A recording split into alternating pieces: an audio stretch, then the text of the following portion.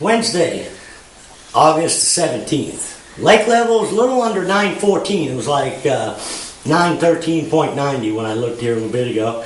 It's down about 1.5 feet or so since last week.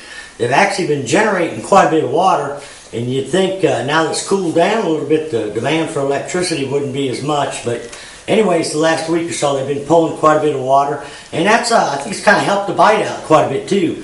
With the rain and the cooler days and nights, the water temperature's cooled down about 84 degrees. It's been kind of nice out there. It's been overcast out there every day. Looks like we're going to get some sun, back tomorrow, but it's still not going to be real high, mid-80s.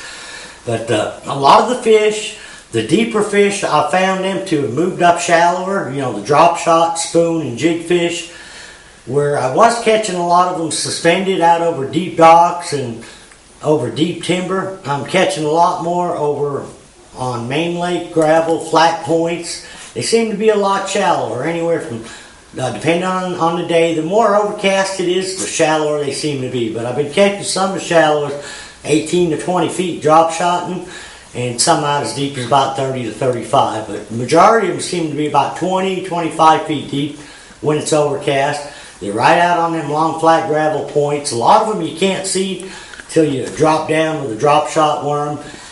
You can also catch them same fish on a 1/2 ounce or 3/4 ounce white jigging spoon. And I've been able to catch them as well on a football jig. I've been throwing a 5/8 ounce football jig, either a magic craw, green pumpkin with a little purple will work, PBJ will work, also green pumpkin orange, a hard color to beat. But I kind of been mixing up the trailers. Sometimes I'll throw a big trailer, and if I start getting short bites, then I'll change my trailer and go with like a baby raised craw instead of the full size one. Or another good trailer is a Zoom Ultra Vibe Speed Craw, will work good as a trailer as well.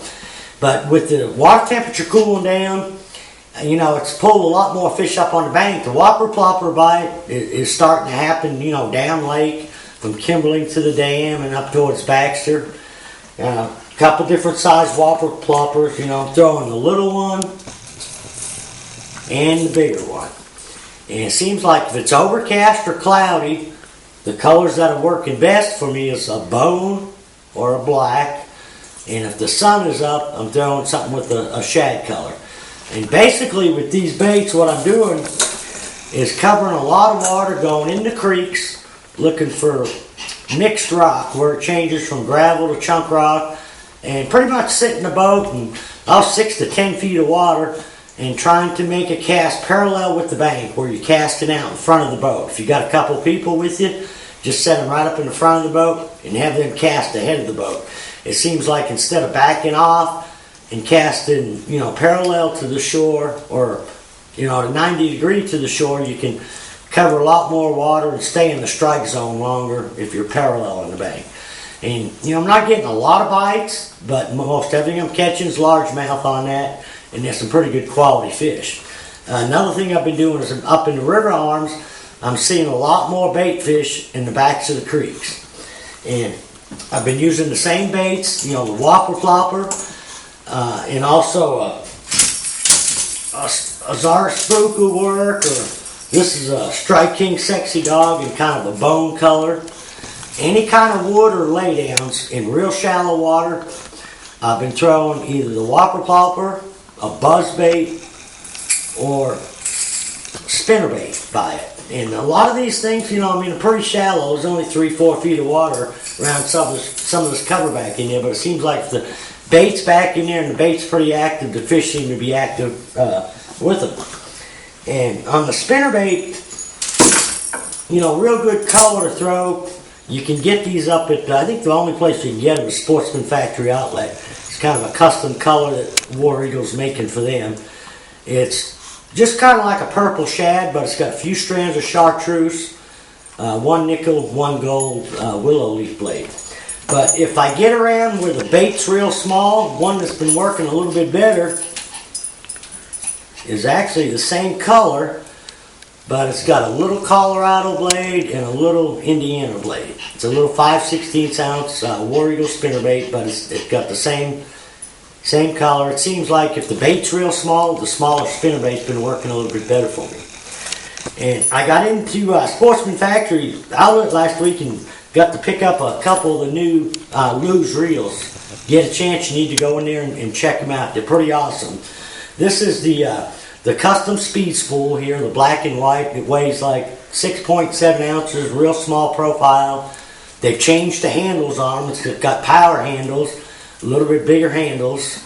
And then they've got the one that took first, I believe, at the ICAST show, which is the new Team Lose Custom Pro. I haven't even used this one yet. I'm going to spool it up tonight and try it tomorrow. But it weighs like 5.7 ounces, super, super light. It's got a lot of magnesium in it. And you get these in multiple ratios. And actually, most all of mine are left-handed. I'm right-handed, but for some reason I throw a left-handed bait caster. It feels more natural to me. But if you get a chance to get in there, I think some of the other tackle stores like Fin and Feather should have them, and I'm sure all the other retailers will have them here for too long. But these are their 2017 reels. They're just introducing them now. But another thing that's working up in the river as well, along with the spinnerbait, is a jig. And this is working down lake too. I'm starting to get, as the water cools down, these fish are starting to move up a little bit shallower. I'm catching them in around the shallow docks. And it seems like from 12 feet to about 6 or 8 feet. So from the walkway out to, about 10 to 12 feet, I've been flipping a green pumpkin or a magic craw. This one's got a little blue in it, and there's quite a little bit of bluegill on the banks and in the area. So you want to throw something that's got maybe a little chartreuse, a little blue in it. That's something that'll resemble the colors of the bluegill. I think some of them bigger bass are feeding on the small bluegill. Every once in a while, we're having a little trouble with the bluegill biting the craws off the bait, but that's really not a bad thing. A lot of times, I like when the bluegill are up here because I feel the bigger bass, there's a good chance that they'll also be in the same area feeding on them bluegill. So I think as that water temperature cools down, that whopper plopper bite's going to get better. Kind of keep an eye on the bait, no matter where you are in the lake.